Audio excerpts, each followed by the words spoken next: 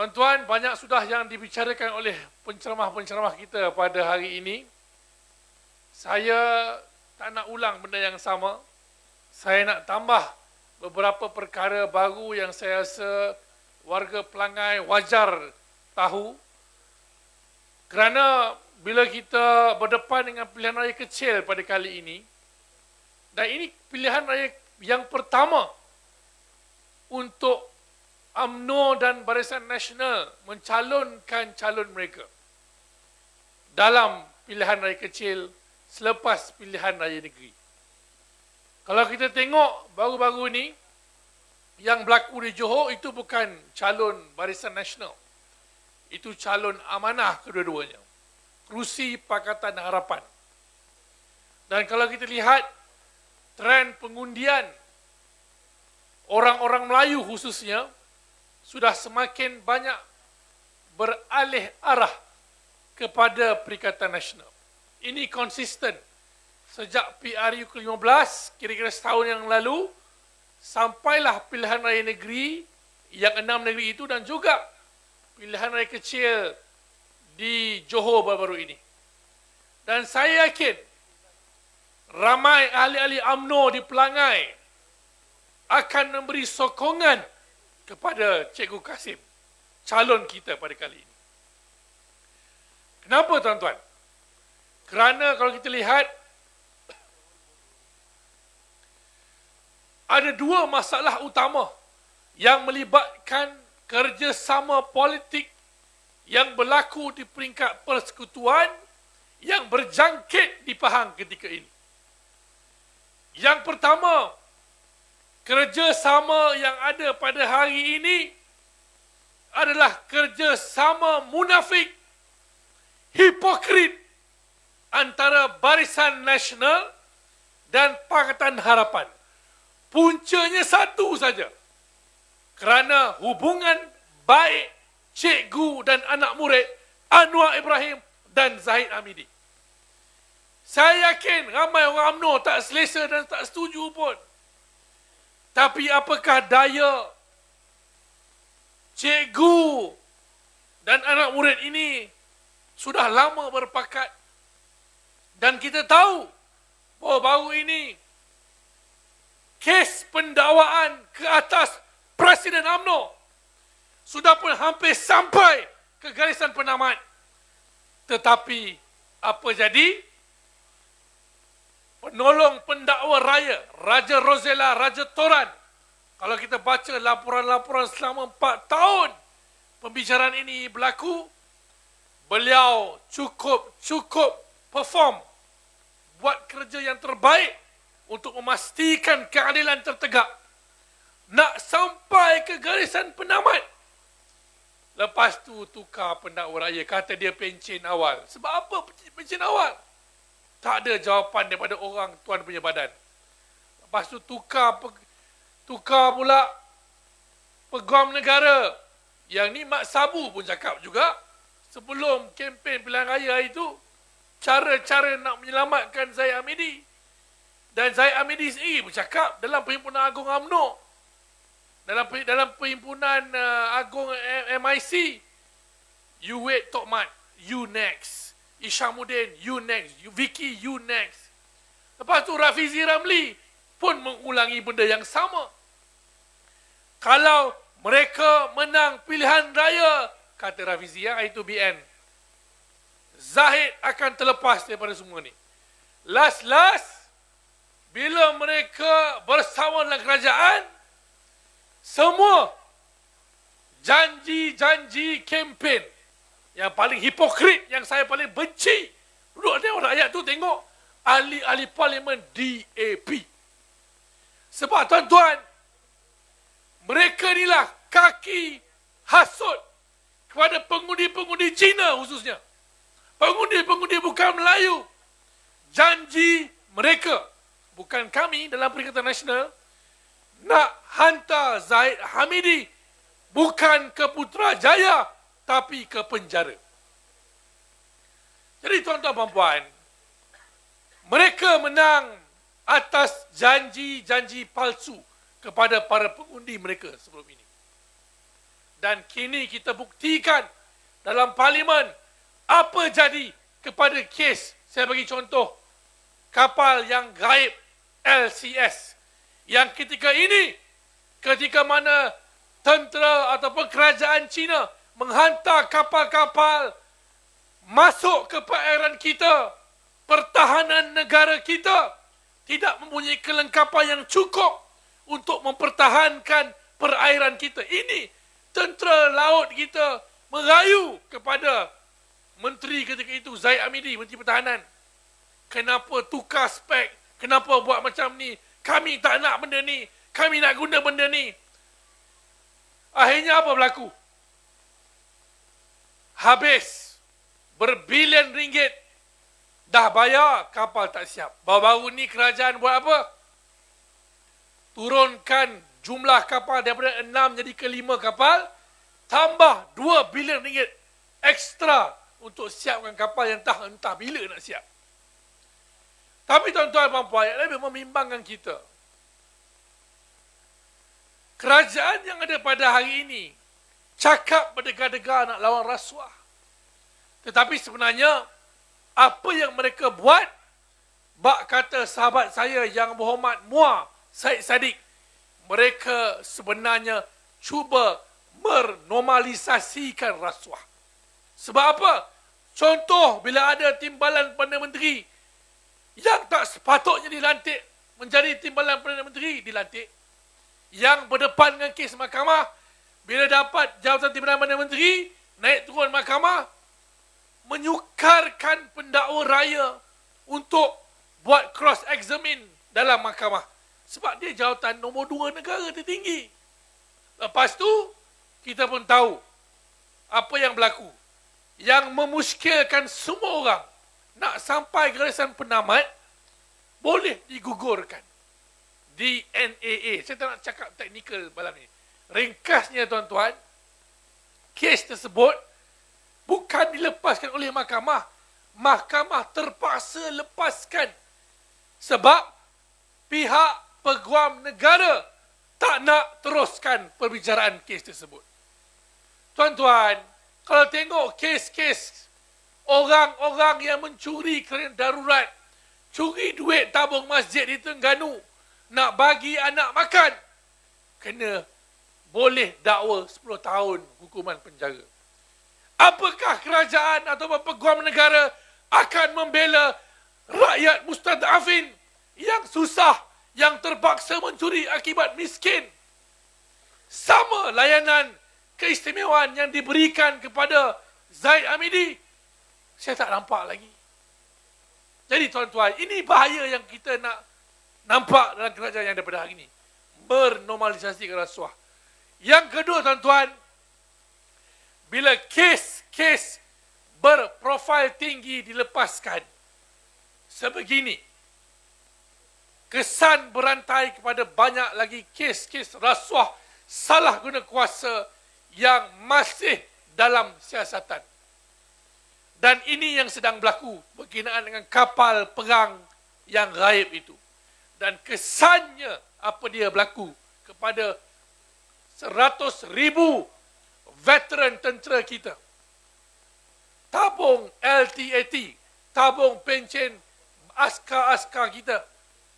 Baru-baru ini dalam parlimen, saya lawan Tok Mat, timbalan Presiden UMNO merangkap Menteri Pertahanan.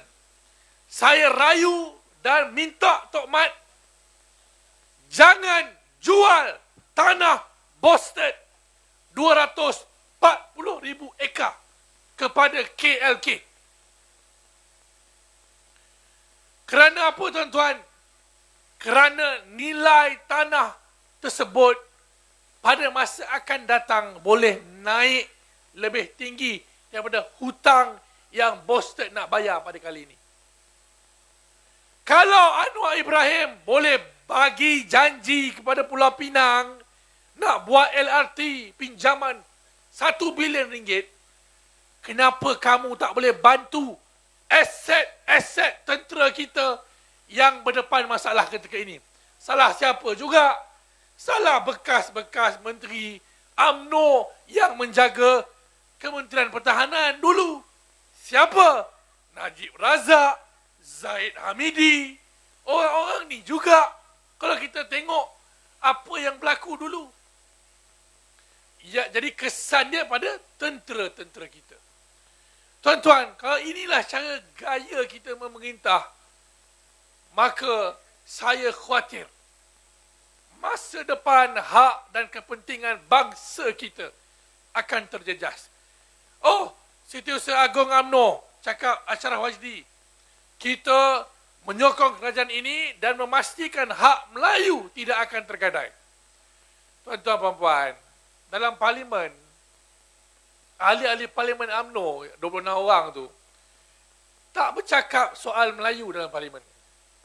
Mereka susah nak bercakap dalam keadaan mereka bersama DAP. Hendaknya lagi mereka minoriti. Tengok apa jadi pada Ketua Pemuda UMNO. Dia berdegar-degar. Bagus. Saya pun suka dia ni. Berani. Tapi bila Presiden ni kenyit mata, terus tarik handbrake. Betul? Jadi tuan-tuan, bila UMNO tak boleh diharapkan bercakap soal Melayu dan Islam dalam parlimen, siapa yang bercakap dalam parlimen kalau bukan Perikatan Nasional? Kalau bukan muka saya, muka Ustaz Afnan, Tan Sri Muhyiddin, Tan Sri Tuan Guru Haji Hadi, Datuk Seri Jamal Zainuddin, Datuk Seri Taqiyuddin dan ramai lagi. Tapi bila kami bercakap dalam soal kepentingan agama dan bangsa, berapa ramai pimpinan Perikatan Nasional dipanggil oleh polis untuk mengambil keterangan. Adil atau tidak? Tidak. Kenapa mereka buat undang-undang yang entah mana-mana berkenaan dengan 3R ini? Race, Religion, Royalty. Kenapa kerajaan pada hari ini takut nak bagi Perikatan Nasional bercakap isu agama, bangsa dan raja? Kerana mereka tahu mereka tidak boleh mempertahankan hal-hal ini tanpa mereka mendapat sokongan daripada orang-orang Melayu yang kini menyokong Perikatan Nasional. Tuan-tuan puan, Bersatu pernah duduk bersama DAP dalam Pakatan Harapan, dalam kerajaan yang sama. Ini Tan Sri Muhyiddin yang ceritakan pengalaman beliau menjadi Menteri Dalam Negeri. Tuan-tuan, DAP masa dia pertama kali jadi kerajaan, dia angkuh, bongkak dan rakus, khususnya Lim Guan Eng. Kerana itulah orang-orang Melayu bangkit bersama dalam Muafakat Nasional. Dan apa yang berlaku kini, DAP sudah belajar daripada kesilapan kali pertama mereka. Jadi pada kali ini, mereka duduk dalam kerajaan perpaduan di bawah Anthony Loke yang lebih bijak daripada Lim Guan Eng. Mereka memastikan agenda yang mereka ingin bawa tidak dizahirkan pada waktu ini. Mereka bekerja daripada belakang. Biarkan PKR memimpin. Mereka give up banyak jawatan-jawatan kabinet. Tuan-tuan, tunggulah tahun kedua, tahun ketiga, tahun keempat. DAP dah rasa kuasa, tuan-tuan. Dah rasa kedudukan dan kerajaan. Takkan dia nak tengok saja benda-benda tu. Jadi tuan-tuan dan puan, inilah masalah yang bakal berlaku kalau kita biarkan pelangai jatuh ke tangan UMNO dan Barisan Nasional. Kerana apa? Kerajaan yang ada pada hari ini di bawah Anwar Ibrahim ini perlu sokongan UMNO dan Barisan Nasional.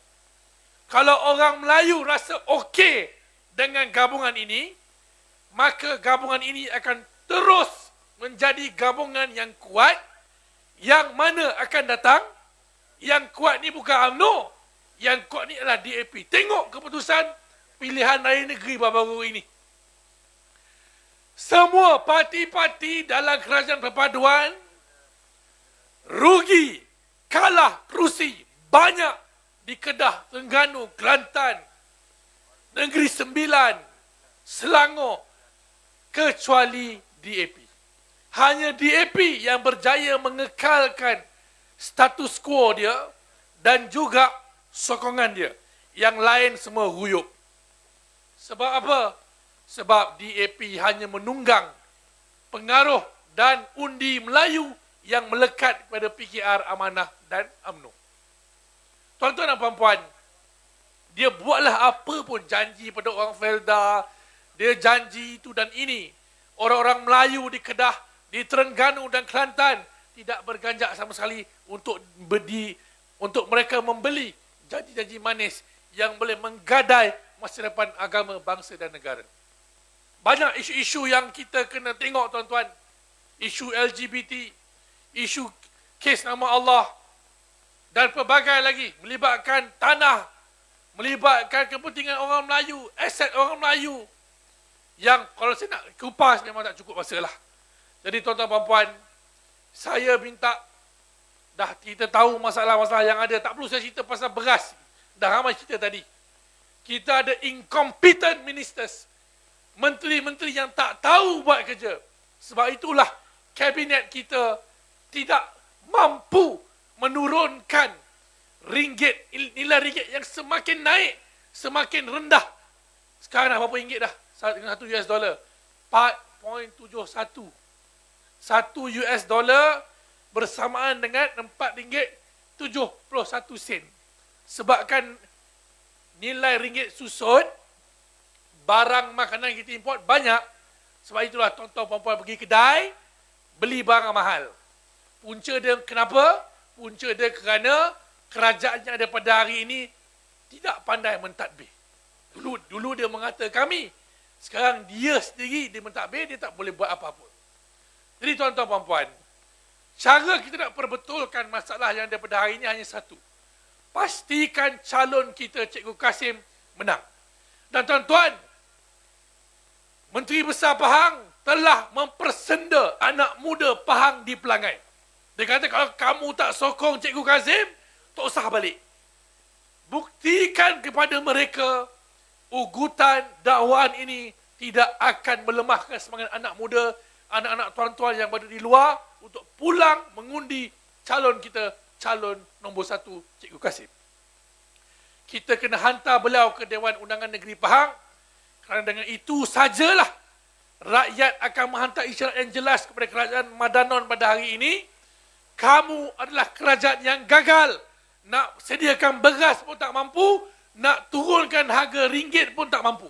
Jadi hanya dengan memenangkan Cikgu Kasim, dengan menyuruh anak-anak kita pulang minggu depan, saya yakin negara ini akan menjadi lebih baik, dan saya yakin Pelangai juga akan menjadi lebih baik, dan insya-Allah kalau Allah izinkan tuan-tuan, ini demokrasi.